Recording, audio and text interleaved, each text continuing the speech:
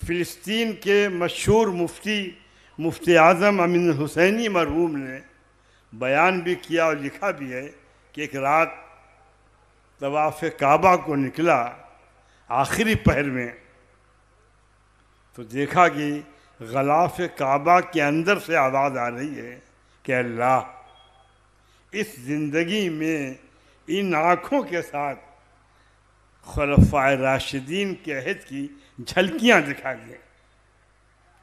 ये तुझसे दुआ करता हूँ, ये मांगने आया हूँ।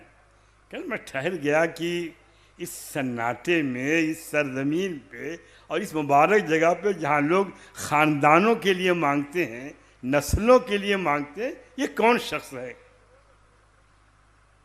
क्या मैं रुक गया और जो वो शख्स वहाँ से मुड़ा है और चेहरा देखा तो मौलाना मोहम्मद अली जौहर थे।